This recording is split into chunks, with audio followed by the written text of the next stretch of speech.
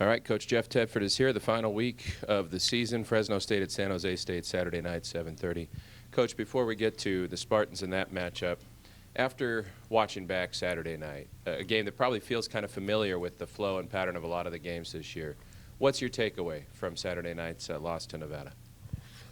Well, it was, again, a back and forth thing, being down and then coming back and going ahead, and field position hurt us a little bit, and they made some big plays down the stretch, and we had the ball at the end there. We couldn't get it out of our end, and so another close game that didn't go our way, but we didn't do well enough to win the game. They made more plays than we did. That last possession starting out at your 3, knowing Nevada only had one timeout, looking back and seeing the result of those plays or the decisions that were made execution-wise, is there something you think could have gone differently to put you in a better position? No. I thought about that over and over again. We're trying to win the game. There's 1 minute and 46 seconds left to go, and we have 2 timeouts. So, with 1 minute 46, are you going to sit, when 2 timeouts, you're going to sit on the ball and play for overtime? It's very similar to Hawaii. We got the ball and there was less time than that, and, went down, and, we just didn't make the plays in that drive. We were trying to win the game. We're trying to get it out of there and complete some balls and go, and unfortunately it didn't work out that way, but we were trying to win the game. If it would have went the other way and we would have, with 1 minute 46 and 2 timeouts, and we would have sat on the ball down there, you'd be asking the question, do you wish you would have did it the other way and been more aggressive? So, I thought long and hard about that, but, you make a couple plays and you get out of there, and now you're moving and you've got time on the clock and you got your timeouts, and, it just didn't work out that way. A couple weeks ago, you were still in the mix for a conference championship. Last week, you're still playing for bowl eligibility. Now with the 500 record off the table, what are you playing for Saturday? Playing for pride, playing for the Valley Trophy. It's a rivalry game. It's our last time together as the 2019 team, and like we always do, go out and compete our hardest, and try to end the season with a victory on a good note. Yeah, and in light of that, I don't want you to say which one's more important. I don't know if you can, but do you see a different value in Saturday's game for your seniors versus the guys that'll be coming back next year, as far as what a win Saturday would mean for those 2 different groups of people? I don't know. I haven't really thought about that. I think, yes, for sure, the seniors would like to end on a good note, but everyone would. Everyone, works hard and wants to win, and, and so this week, both teams are in a very similar situation, and looking at how their season has gone, it looks very similar. They've lost game by 3, 2, 10, 10, 3, very similar to us, and, so it's, we have to get motivated. They score a lot of points. They have the #1 quarterback in the conference, and, so we're going to have to be at our best. Questions?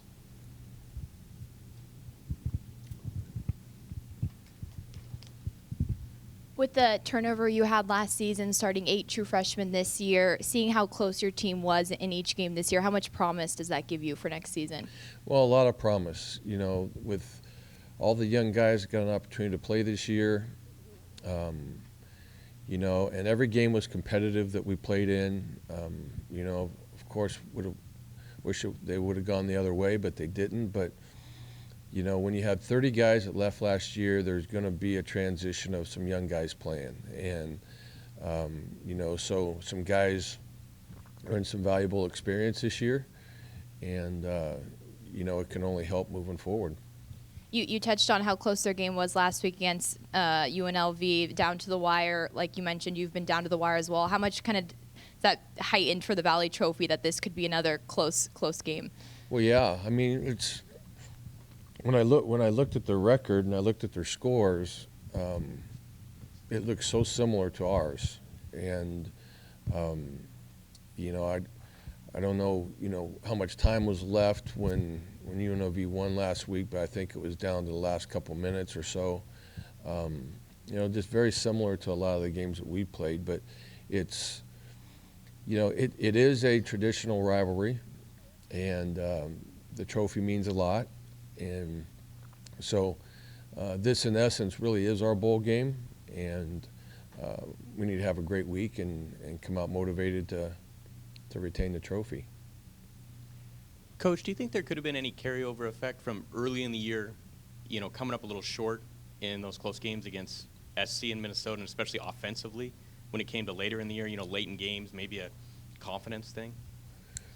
You know, I don't think so, because I think in there was Hawaii, you know, where it got done, and you know, so I don't know that it was a confidence thing necessarily. It just, you know, came down to making plays, or the other team making plays, or, you know, just, but I don't think necessarily had anything to do with confidence.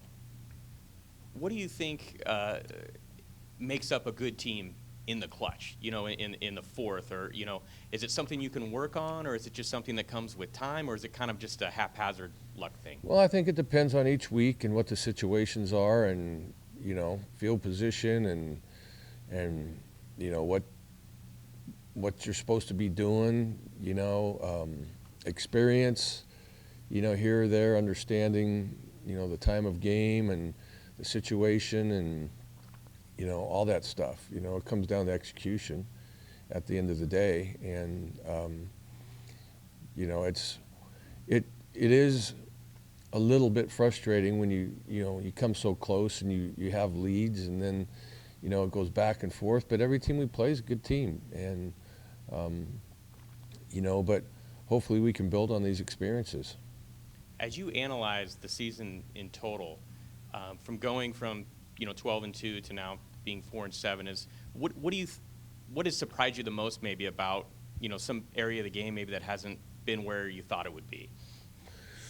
Well, I think, you know, we lost a lot of guys on defense. So we're playing a lot of new guys on defense, and you know, I don't think statistically we're where we were last year on defense. You know, you lost all three linebackers, you lost a corner, you lost a safety. You know, there are a lot of new guys playing, and you know, and at new positions as well, and you know, so I think the difference would be, you know, that it wasn't as high scoring last year of having to outscore everybody, because we kept people to low scores and you know, that type of thing. And it seems like this year it's been a little bit of the opposite, where, you know, there's been high scoring games and we've had to try to outscore people. One last thing for me, it looked like Jalen was, you know, hobbling a little bit. Is any chance he could be back for Saturday? Cropper? Or? Yeah. I'm not sure. Typically today is the day when, you know, we have treatment, and then we'll go again tomorrow and analyze the guys every single day and evaluate, you know, what their progress is.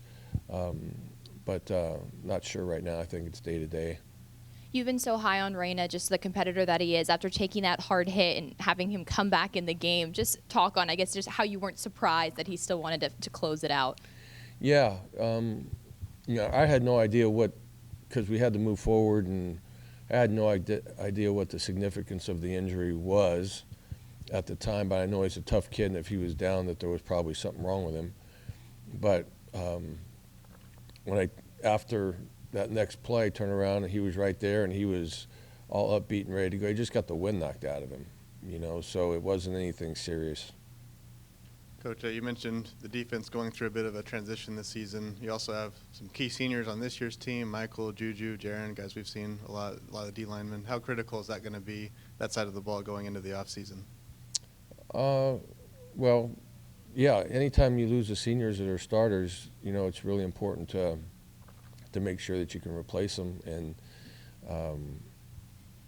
make sure that they're trained properly, and so the off season's always important, no matter what, because you're going to lose guys every year, to graduation, and so yeah, I mean it's spring's big, the off season's big, the summer's big, all of it. You mentioned on Saturday you'd think over the weekend how exactly you would approach this last game. What were some of those thoughts and the conclusion from that? Well, we're going to go into this game to win the game. I mean, we're not going into this game to experiment for next year. I mean, this is, we want to win the game, and we're playing a very good football team, and that's the number one goal, is to win the football game and play the people that we feel like give us the best chance to win. When it comes to the Spartans, it seems like their quarterback, Josh Love, and their 3 receivers have been really the strength of that team. Just what have you seen from their passing game? And how they use that? I mean, he leads the league in passing, total offense, big-time receiver, number 1 receiver in the league. He's very accurate with the ball, does a great job. So difficult to defend. A lot of high-scoring games that can put a lot of points on the board. And it's not just the number 1 receiver. They have other guys that can get it done as well. But the quarterback makes it tick. He does a really nice job of spreading the ball around, and he's a very accurate passer, makes good decisions. You've referenced last season a few times about creating your own energy on the road in some situations. Their stadium currently, there's going to be no fans behind you. Is that anything odd, or you have to prepare your team for that? They're not going to have that same kind of environment they're used to behind them? Well, yeah, it's probably something we'll touch on. I hadn't quite thought about that yet, but now that you bring it up, yeah, that would be, it's a little different. And I really didn't realize that till I started watching the film, and there's it's a bunch of grass back there now, it looks like, and so, but yeah, you got to bring your energy into any stadium, You're never sure how many people are going to be there, but it's always important to bring our own energy.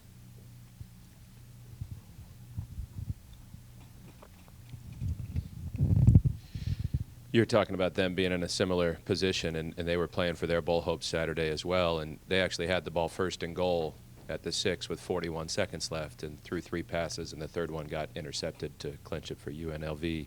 So they're dealing with the same kind of emotion.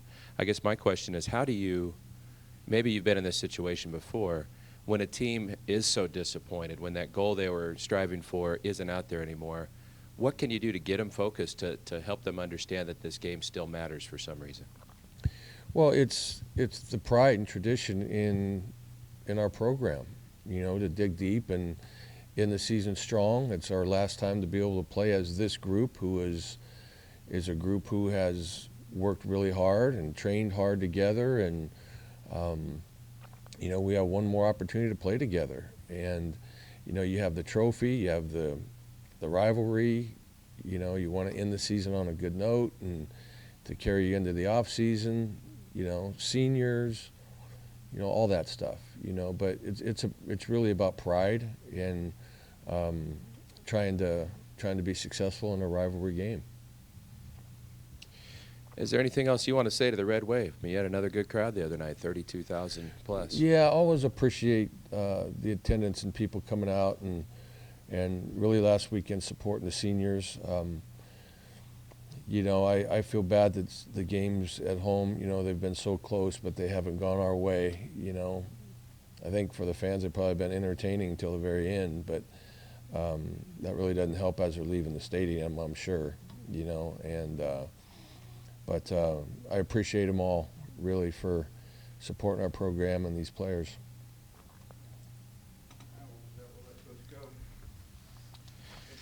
All right, that's Coach Jeff Tedford as Bulldogs take on San Jose State, the 83rd edition of that Valley Trophy rivalry, Saturday night, 7:30. In fact, this rivalry started so long ago, it wasn't even the Silicon Valley up there when they got going back in the 1920s.